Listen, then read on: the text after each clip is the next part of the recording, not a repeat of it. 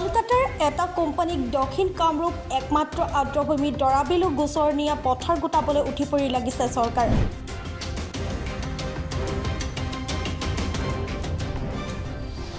জৈৱ বৈচিত্ৰ্যৰে ভৰপূৰ তথা বৃহত্তৰ ৰামপুৰ নহিৰা ৰাজাপুখুৰীৰ লগতে মুঠ প্ৰায় 50খন গাঁৱৰ মৰমৰ বিলখন ধ্বংস কৰিবলৈ সাজু বেপাৰী।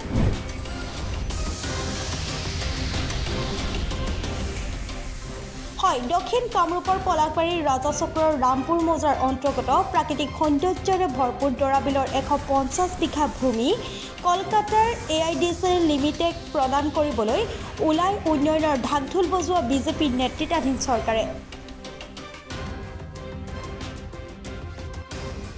ইয়াৰ বিপৰীতে দৰাবিল ৰক্ষাৰ বাবেও প্ৰতিজ্ঞাবদ্ধ হৈছে ৰামপুৰ নহিৰা ৰাজাপুখুৰী চিমিনা আদিৰ লগতে মুঠ প্ৰায় 50খন ৰাইজ কৈৰসৰ লগতে বিভিন্ন দল সংগঠন। এই দৰাবিল ৰক্ষাৰ স্বাৰ্থত ইতিমধ্যে বহু ৰাজহুৱা সভা অনুষ্ঠিত কৰা হৈছে ৰামপুৰৰ বিভিন্ন স্থানত, কিন্তু ৰাইজৰ এই বিৰোধিতাৰ প্ৰতিও কোনো ভূক্ষেপ নাই চৰকাৰৰ। শেহতীয়াকৈ কামৰূপ জিলা প্ৰশাসনৰ কিছু জাননীক কেন্দ্ৰ কৰি চিন্তিত হৈ পৰিছে দৰাবিল ৰক্ষাৰ বাবে ওলাই অহা বহু ৰাইজ। প্ৰথমে লক্ষ্য কৰক কামৰূপ জিলা প্ৰশাসনৰ এইখন জাননীলৈ।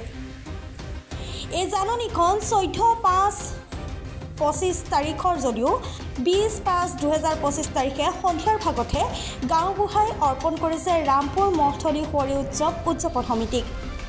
আপুনি আচৰিত হ'ব, কালি আবেলি প্ৰদান কৰা এই জাননী পত্ৰত উল্লেখ কৰিছে আজি অৰ্থাৎ 21/5/2025 তাৰিখে শুনানি গ্ৰহণ কৰিবলৈ জিলা কাৰ্যালয়ত ৰাইজক উপস্থিত হ'বলৈ কোৱা হৈছে। সেয়ে ইমান কম সময়ৰ ভিতৰত জিলা কাৰ্যালয়ত উপস্থিত হ'বলৈ নিৰ্দেশ দিয়াৰ বাবে চিন্তিত হৈ পৰিছে জাননী লাভ কৰা ৰামপুৰ মহথলী সুঁৱৰি উৎসৱ উদযাপন সমিতি। আগতে আমাক যিখন নটিচ দিছিল তাতে উল্লেখ আছিল যে ৰামপুৰ 1 নম্বৰ ৰামপুৰ গাঁও, 2 নম্বৰ ৰামপুৰ গাঁৱত মানে যি 246 নম্বৰ দাগ, 160 নম্বৰ দাগ, এইবিলাক 610 নম্বৰ দাগ এইবিলাকক দিছিল। সেই মৰ্মে আমি ৰাইজগৈৰবিলাক চাৰিওফালৰ গাঁৱৰ আৰু বিভিন্ন অনুষ্ঠান প্ৰতিষ্ঠানবিলাকে আমি আপত্তি দৰখাস্ত দিছোঁ। আজি যেতিয়া আমাক হিয়াৰিঙৰ কাৰণে মাতিছে তাত আৰু এটা ক্লজ লগাই দিছে যে দক্ষিণ সৰু বংশৰ মৌজাৰ কিবা কালাপানী সংলগ্ন অঞ্চলটো সম্পৰ্কেও আপুনি আজি দিব লাগিব, য'ত আমি 150 বিঘা। তো এই কথাটো আগতে উল্লেখেই নাই, আজি এইটো মস্ত বিভ্ৰান্তিজনক হৈছে। তো গতিকে আজিয়ে নটিচ দিয়ে, আজিয়ে আমি কেনেকৈ কমপ্লেইন দিম? এই বিভ্ৰান্তিটো চৰকাৰে আঁতৰাব লাগে আমাক।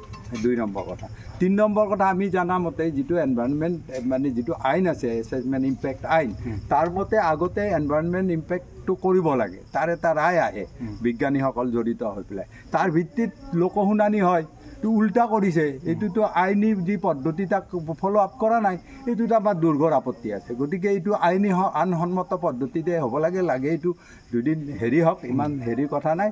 আৰু তৃতীয় কথা, ছাৰে যিটো ক'লে সেইদিনাখনে আমাৰ ৰাইজ মানে মেল হ'ল, তাতে বিভিন্ন দৰখাস্তকাৰী সংগঠনবিলাক গৈৰ ৰাইজবিলাক উন্নয়ন সমিতিবিলাক আহি প্ৰস্তাৱ লৈছে যে এইটো ৰাজহুৱা শুনানি হ'ব লাগে, এইটো আমি যাই তাতে সেনেকৈ এটাকৈ নিদিওঁ, আমি ৰাইজে ক'ম। সেই দাবীটো আমি ইয়াৰ দ্বাৰা উত্থাপন কৰিছোঁ। আশা কৰোঁ মাননীয় মানে DC মহোদয়ে ৰাইজৰ এইখিনি মানে ন্যায়সংগত দাবী মানে সন্মান জনাই আমাক কিবা এটা আশ্বস্ত কৰিব। ইফালে এই পত্ৰখনত উল্লেখ কৰা হিচাপে পলাশবাৰীৰ ৰাজচক্ৰৰ ৰামপুৰ মৌজাৰ 1 নং ৰামপুৰ আৰু 2 নং ৰামপুৰ গাঁৱৰ গোচৰণীয়া পথাৰৰ 610 নং দাগৰ অংশ 83 বিঘা 2 কঠা 14 লেচাই আৰু 244 নং দাগৰ অংশ 66 বিঘা 2 কঠা 6 লেচা মুঠ 150 বিঘা জমি কলকাতাৰ AIDC লিমিটেডৰ দ্বাৰা লজিষ্টিক পাৰ্ক স্থাপনৰ কাৰণে সংৰক্ষণ মুক্ত কৰাৰ বাবে ৰাইজে আপত্তি দৰ্শাইছিল যদিও দক্ষিণ সৰু বংশ মৌজাৰ 1 নং কালাপানী গাঁৱৰ 1 নং দাগৰ অংশ 150 বিঘা জমি গোচৰণীয়া পথাৰ হিচাপে সংৰক্ষণ কৰাৰ সন্দৰ্ভত ৰাইজে কোনো আবেদন প্ৰদান কৰা নাছিল।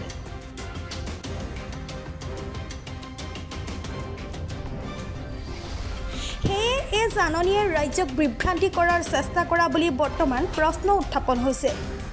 এতিয়া প্ৰশ্ন হয়, বহু ৰাইজৰ ওজৰ আপত্তিৰ পিছতো যিকোনো প্ৰকাৰে চৰকাৰে পলাশবাৰীৰ একমাত্ৰ আৰ্দ্ৰভূমি তথা গোচৰণীয়া পথাৰ দৰাবিলৰ ভূমি প্ৰদান কৰিব নেকি কলকাতাৰ AIDC লিমিটেডক? ৰাইজৰ মৰমৰ জৈৱ বৈচিত্ৰ্যময় এই দৰাবিল বাচি থাকিবনে ভৱিষ্যত প্ৰজন্মৰ বাবে?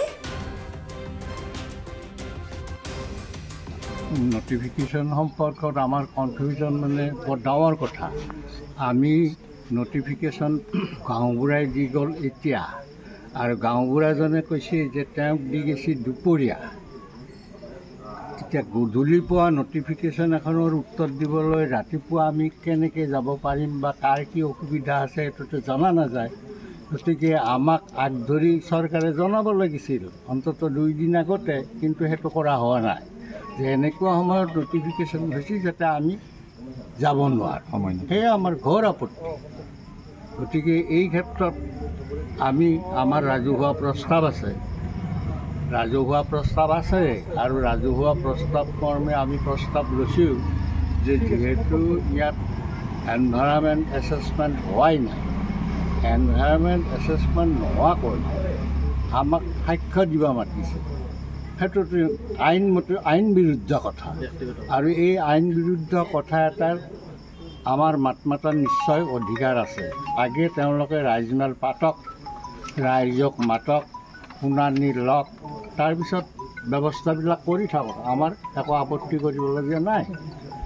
আৰু এটা ডাঙৰ কথা হৈছে কি, আমি দৰখাস্ত দিছিলোঁ গোচৰণীয়া পথাৰ সম্পৰ্কে, আৰু তেওঁলোকে আমাক ৰামপুৰ গোচৰণীয়া পথাৰৰ কাৰণে মাতিছিল।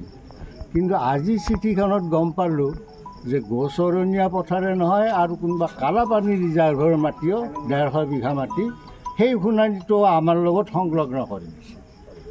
এতিয়া আমাৰ কাৰ হৈ শুনানি দিম? কালাপানীৰ হৈ দিম নে ৰামপুৰ গোচৰণীয়া পথাৰৰে? গতিকে এই লৈ আমি বিভ্ৰান্তিত পৰিছোঁ। গতিকে আমি চৰকাৰৰ ওচৰত বিনম্ৰ অনুৰোধ,